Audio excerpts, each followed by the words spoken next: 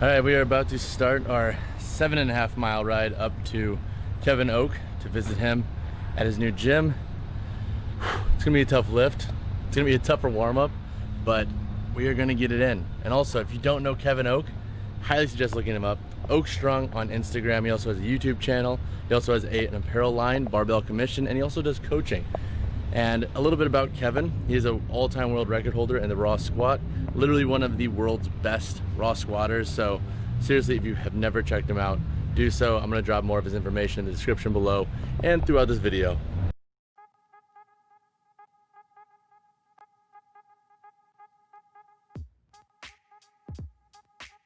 So in this video, we do a more quad and lat focused hypertrophy day. Our first movement is a leg press for like 12 to 15 reps.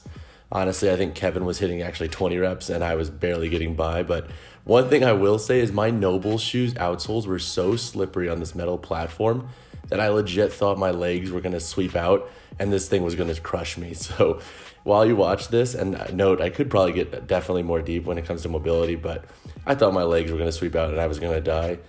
From here, we started using this variation that Kevin showed me. It's a Bulgarian split squat with a contralateral load, and that means that the weight is in our offset hand versus the leg that is planted. Then we used a band. So why the band? It is phenomenal for pulling you into position at the bottom, but also making your stabilizer muscles work a little bit harder when it comes to just keeping you aligned, keeping you upright, and making sure that you're actually moving correctly. If you want to try a new variation for a split squat, highly suggest implementing this with the band. It is phenomenal, and honestly, I've been using it for the last 6 weeks and it's become a staple for myself and my clients. So again, take the band, put it over your offset sided shoulder, so right like this.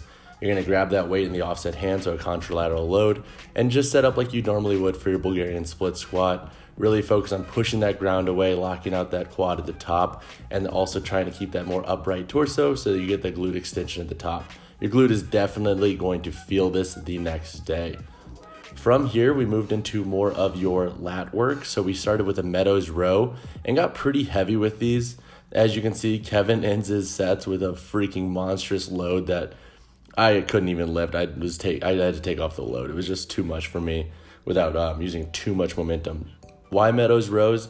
They are phenomenal for putting yourself in a position that really helps you feel and engage that lat. Plus, they are awesome for upper back. So if you've never tried this variation, give it a go. It's a phenomenal back exercise, and it's a great variation compared to your more traditional dumbbell row, which I think a lot of folks get into the habit of just using because it's familiar, it's easy, and we all know how to perform them. So if you have a landmine setup, great. If you don't, you could also just wedge it in the ground, put a plate over top of it. Works the exact same and is phenomenal just as well. You might have to make it a little bit more baseline because that barbell might roll. From here, we did a active footed walking lunge. So basically what that means is active foot is having that toe up, well, the heel off the ground and that toe planted, and it's really causing the foot to engage and keep stability throughout the legs and lower body. So this is a phenomenal option for targeting the quads because it's going to put a lot of stretch on that quad due to the toe being planted, and the heel being up. The knee's going to have to track a lot further to get into that lunge position. So again, a great movement for quad growth. I might actually start adding these in more for my warm-ups before my leg day.